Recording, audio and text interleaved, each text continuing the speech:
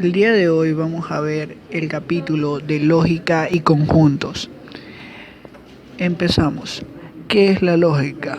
La lógica es la rama de las matemáticas que se dedica al estudio de las proposiciones.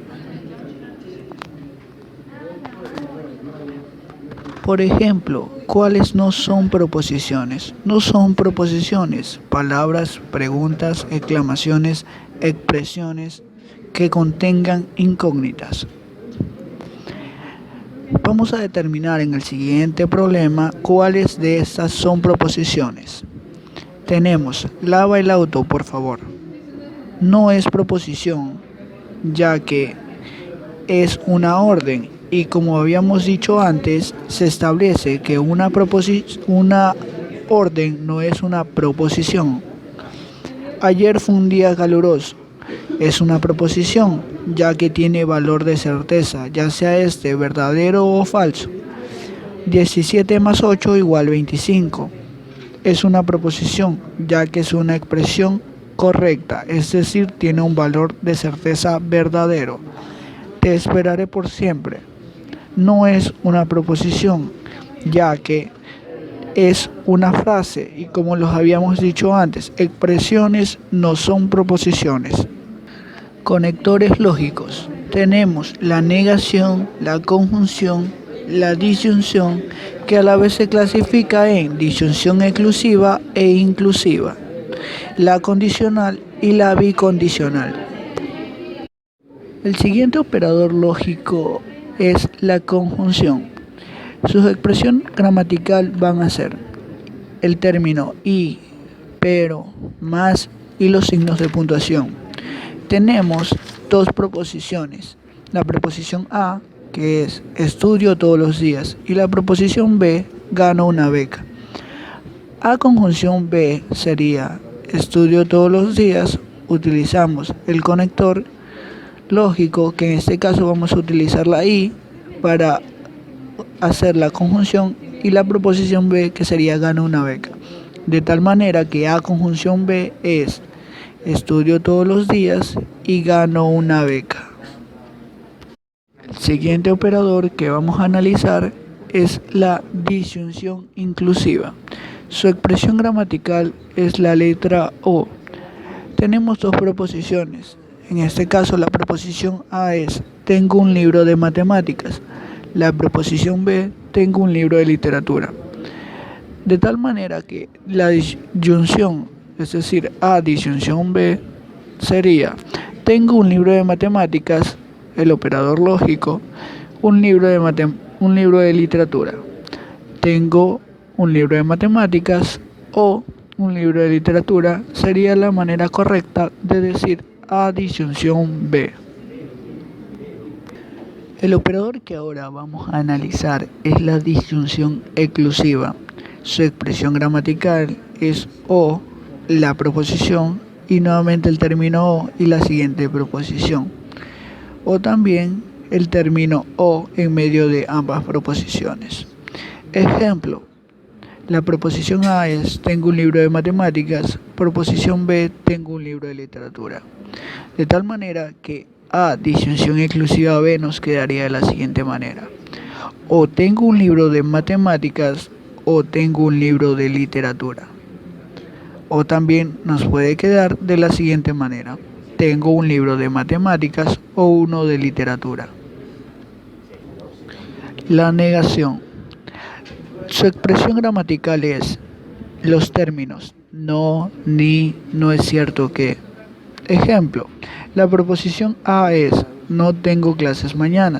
Su negación correspondiente sería no tengo clases mañana.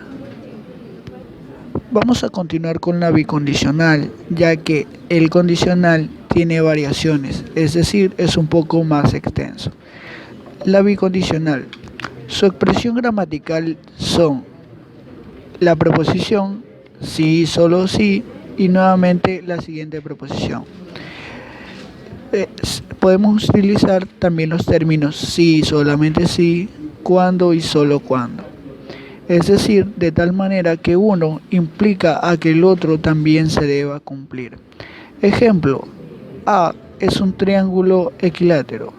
B, un triángulo es equiángulo. De tal manera que A bicondicional B nos queda un triángulo es equilátero si y solamente si es equiángulo. Ahora sí vamos a analizar el condicional.